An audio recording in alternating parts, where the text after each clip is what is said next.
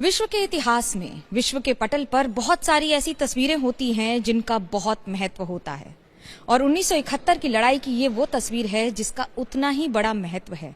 बात सिर्फ इतिहास से जुड़े होने की नहीं है, बल्कि इतिहास के उन पन्नों की है जिस पर भारत पूरे देश को गर्व है।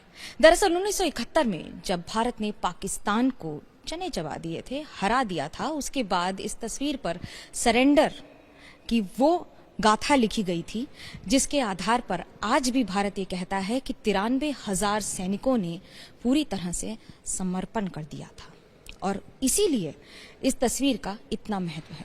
पर अब 16 दिसंबर 1971 की एक ऐसी बात को दोबारा क्यों दोहराया जा रहा है? इसलिए क्योंकि इस तस्वीर को आर्मी के सेना अध्यक्ष के बैठक कक्ष से हटाकर सैम मैनेक्शॉ सेंटर पर ला दिया गया है। पर इस पर विपक्ष सवाल उठा रहा है। विपक्ष का ये कहना है कि इस तस्वीर को वहां से यहां पर लाना ही अपने आप में गलत है। पर सेना का ये कहना है कि इस तस्वीर में जिन लोगों की इतिहास की गाथा लिखी गई है, खास तौर से इसलिए क्योंकि इसमें उन लोगों की बातें लिखी गई हैं। ये सरेंडर डॉक्यूमेंट सिर्फ इसलिए महत्वपूर्ण नहीं हो जाता है क्योंकि आपको इसमें भारतीयों की तस्वीर दिख जाती है, बल्कि अगर मैं आपको ये बाएं से दाईं तरफ तक की तस्वीर बताऊं तो आपको lieutenant general Arora, vice admiral Krishnan, air marshal Dewan, lieutenant general Sagat Singh, major general JFR Jacob, ये सब आपको इस तस्वीर में दिख जाएंगे और पाकिस्तान की सेना के अध्यक्ष जनरल नियाजी भी, जो इस दस्तखत से ये साबित कर रहे हैं कि पाकिस्तान ने भारत को सरेंडर कर दिया था।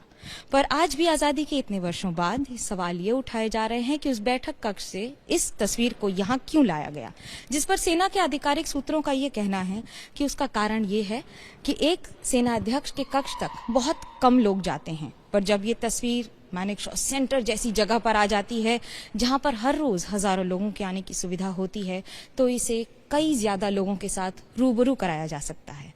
सिर्फ यही नहीं, भारत के ही नहीं, पूरे विश्व से आने वाले लोगों के लिए भी ये तस्वीर अपने आप में एक विश्व पटल पर भारत का परचम के तौर पर लहराती है।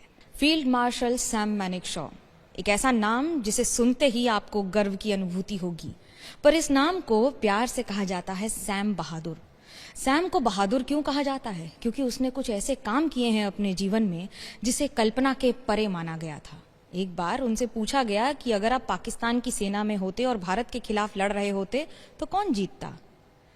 उन्होंने कहा पाकिस्तानी सेना, क्योंकि ये उनका भरोसा था अपने अनुभव पर, अपनी ताकत पर, अपनी शक्ति पर, अपने विश्वास पर। और सैम मैनेक्शॉ को उसी तरह से भारतीय सेना भी मानती है, या मैं यूं कहूं कि यहाँ पर उनकी जीवनी को जिस तरह से सैम मैनेक्शॉ सेंटर में उकेरा गया है वो देखते ही बनता है। फील्ड मार्शल के तौर पर उनकी ये भव्य छवि, तो वहीं जब उन्होंने आर्मी ज्वाइन की थी, उसके बाद उनका विवाह, उसके बाद बर्मा, उसके बाद ये 1971 की वो तस्वीर जिसमें वो अपने जवानों को बार बार किस तरह से उनका मनोबल बढ़ाते थे। आसान नहीं था उसे जीतना भी उसके बाद जब उन्हें, क्योंकि वो पहले भारतीय हैं जिसे फील्ड मार्शल की उपाधि दी गई, उसके फील्ड मार्शल के तौर पर उन्हें सम्मानित किया गया।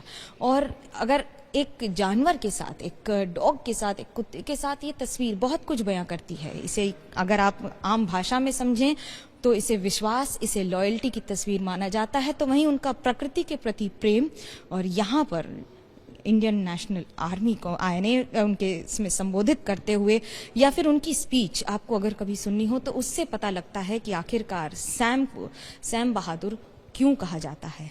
इतना आसान नहीं है सैम बहादुर बन जाना, और सेना जानती है कि सैम बहादुर को सैम बहादुर हर तरह से सम्मानित ही नहीं बल्कि आज भी हर एक जवान को उसी तरह से प्रभावित भी करते हैं।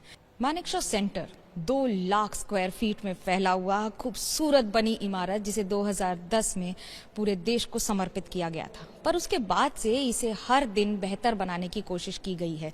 मिसाल के तौर पर यहाँ लगी मूर्ति, जिसमें फील्ड मार्शल सैम मैनेक्शॉ की मूर्ति है, जीवंत प्रतिमा कहते हैं इसे, जिस तरह से इसे लगाया गया है, सजाया गया है, और उनके करियर के बारे में यहाँ पर लिखा गया है, क्योंकि वो पहले ऐसे चीफ ऑफ आर्मी स्टाफ थे जिसे रैंक ऑफ फील्ड मार्शल तक पहुंचाया गया था। और 14 दिन के बांग्लादेश की लड़ाई में इनकी सबसे बड़ी भूमिका रही थी। 1971 में जब 16 दिसंबर के दिन भारत ने इतनी बड़ी विजय हासिल की थी और पूरी पाकिस्तानी सेना को अपने घुटने टेकने पर मजबूर कर दिया था, उसके बाद सैम मानेकशॉ को इतिहास के पन्नों में दर्ज कर दिया गया। उनकी इस इमारत में, उनकी इस डेडिकेशन को देखते हुए सैम मानेकशॉ सेंटर बनाया गया है, जिसे विश्व स्तरीय बनाया गया है। विश्व से आने वाले सेना या फिर नेवी या फिर एयरफोर्स, हर एक के प्रतिनिधि को यहाँ पर जब भी आमंत्रित किया जाता है तो इसकी भव्यता और दिव्यता देखते ही बनती है। बनाने में जितने वर्षों का समय लगा उतनी ही खूबसूरती इसकी पूरी इमारत की भी है, पर उनकी जिंदगी से जुड़ी हुई लगभग हर वो चीज़ यहाँ पर रखी गई है जिस पर सेना और देश को गर्व है। कैमरा पर्सन रविश पांडे के साथ मनोज्ञा लोईवाल, दिल्ली, एबीपी न्यूज।